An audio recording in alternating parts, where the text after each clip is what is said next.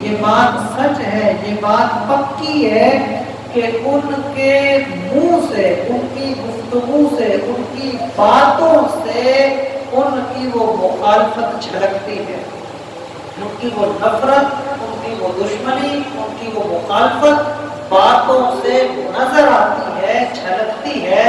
وما تخفی صدورہم، اور جو ان کے دلوں میں چھپا ہوا ہے، سینوں میں چھپا ہوا ہے،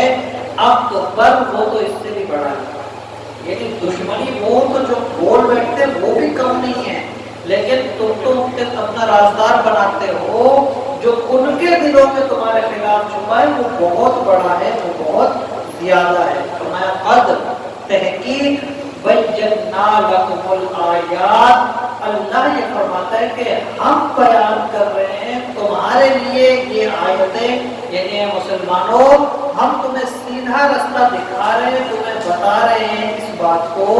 کہ ان کنتم تعقلون، تاکہ تمہیں عقل آ جائے، تاکہ تمہیں شعور آ جائے، تاکہ تمہیں سمجھ آ جائے۔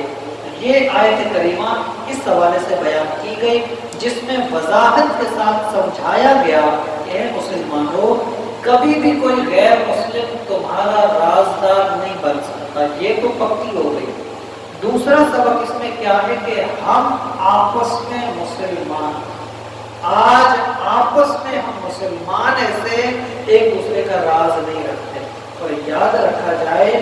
جہاں پر تعلقات ہوں، بعض لوگوں کی فطرت ایسی ہوتی ہے، طبیعت ایسی ہوتی ہے، وہ سمجھتے یہ کہ اپنی جگہ بنانے کے لیے اگر کسی کی چاپلوسی کی جائے، کسی کے ساتھ بیٹھ کر دوسرے کی باتیں اس کو کی جائیں کہ فلاں ایسے کہتا ہے، فلاں ایسے کہتا ہے، یا فلاں تمہارے بارے میں ایسا کہتا ہے،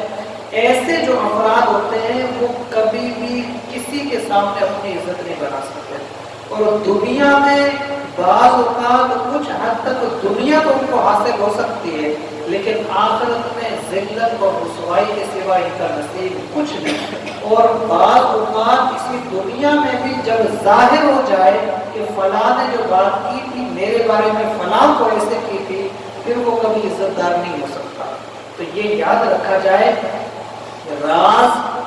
یہ بہت بڑی امانت ہوتی ہے۔ اگر کوئی آپ کے سامنے کسی کی بات کرتا ہے اور وہ کوئی بھلے کی بات کرتا ہے، بہتری کی بات کرتا ہے، تو وہ آپ کے پاس راز ہے۔ اگر آپ اس کی عزت اچھالو گے تو یاد رکھیں کہ کوئی اور بھی ہے جو کہ ہمارے ہر راز سے واقف ہے، کہیں ایسا نہ ہو کہ وہ ہمارے پردے کھول دے تو ہم کہاں جائیں گے۔ ہر بندے کو یہ چیز سوچنی چاہیے اور یہ یاد رکھنا چاہیے کہ جو بندہ آپ کے سامنے کسی کی برائی کرتا ہے، 100% ہے کہ وہ دوسرے کے سامنے آپ کی برائی کرتا ہے۔ کبھی بھی ایسے بندے پر اعتبار بھروسہ کر کے اپنے معاملات کو خراب نہیں کرنا چاہیے۔ جو آپ کے سامنے بیٹھ کے کہہ رہا ہو کہ فلاں آپ کے بارے میں ایسا کہتا ہے، سمجھ لو کہ وہ اس کے سامنے آپ کی بات کرتا ہے کہ وہ آپ کے بارے میں ایسا کہتا ہے۔ ایسا بندہ کبھی بھی کسی کا بھلے دار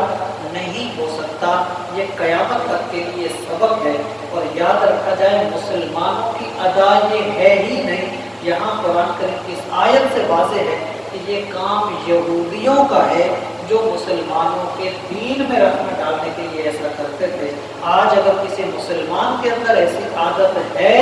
اسے سمجھنا چاہیے کہ وہ اللہ اور اس کے رسول کی مرضی کے خلاف کر رہا ہے۔ جو کام مسلمان کو تکلیف دیتا ہے وہ حضور علیہ السلام کو بھی خوشی نہیں دے سکتا۔ اللہ تعالیٰ سے دعا ہے اللہ تعالیٰ ہمیں قرآن کریم کی تعلیمات کے مطابق اپنے آپ کو درست کرنے کی توفیق عطا فرمائے، اپنے تعلقات کو درست کرنے کی توفیق عطا فرمائے۔ وما علینا الا البلاغ۔